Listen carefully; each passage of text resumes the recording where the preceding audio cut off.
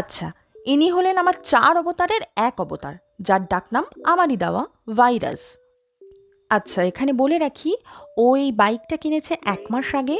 এটাও আমাকে দেখাতে আসবে আসবে করে আসা আর হচ্ছিল না। তো কালকে ও এসেছিল, মানে গতকাল ও এসেছিল আমাকে নিয়ে চা খেতে যাবে বলে। মানে ছেলেটার ফর্মাটাই আলাদা দেখুন। মানে রেইনকোট পরেছে বলে কে মানে একটু চুকচুক চুকচুক চুকচুক চুকচুক করে মানে স্প্রে করে নিতে হবে কেন ভাই? কেন? ছেলে না মেয়ে, কোনটা তুই?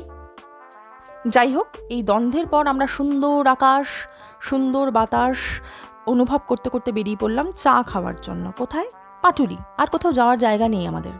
তবে এটা কিন্তু খুব ভালো জিনিস, আমার খুব ভালো লেগেছে। হাত ধোও তারপরে খাও, সুন্দর জিনিস, স্বচ্ছ ভারত। আমরা চা খাইনি, চায়ের সাথে জলের শরবত খেয়েছি। সেই আনন্দে আমাদের থাম দেখিয়ে দিলেন ভেতরে ভদ্রলোক। আসলে পেমেন্টটা হয়ে গেছিলো বলে দেখিয়েছিলেন। কিন্তু এই ভদ্রলোকের কি প্রবলেম, ওপর থেকে নিচ মাপছে, আশ্চর্য। যাই হোক, তারপর হচ্ছে এই যে ফুল। ফুল আমার প্রচণ্ড প্রিয়, সে গোলাপ হোক আর যাই হোক ভাই, আমার মানে ফুল আমার ভালো লাগে, বিশেষত জংলি ফুল আমার বেশি ভালো লাগে। তো যাকে এটা ভদ্র ফুল পেয়েছি। তো আমি ওকে বললাম আমাকে ফুলটা কিনে দে। একটা চেয়েছিলাম, দুটো কিনে দিয়েছে, খুব ভালো ছেলে। এটাকে আমি ফেলবো না, প্রচণ্ড দামি, রোজ ওয়াটার বানাবো।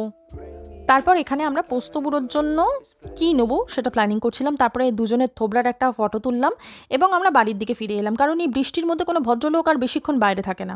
তো আমিও আমার বাড়ির দিকেই রওনা দিলাম, কারণ আমার ছেলে ঘুম থেকে উঠে পড়লে প্যাঁ প্যাঁ প্যাঁ প্যাঁ প্যাঁ শুরু হয়ে যেত। আমাকে যেখান থেকে পিক আপ করেছিল সেখানেই আমাকে নামিয়ে দিয়ে বাড়ি চলে গেল আমার ভাইরাস। বাড়ি আসার পর আমি আমার পোস্ত বুড়োকে নিয়ে একটু হাঁটতে বেরিয়েছিলাম। ব্যাস, পোস্ত হ্যাপি, আমিও হ্যাপি। টাটা।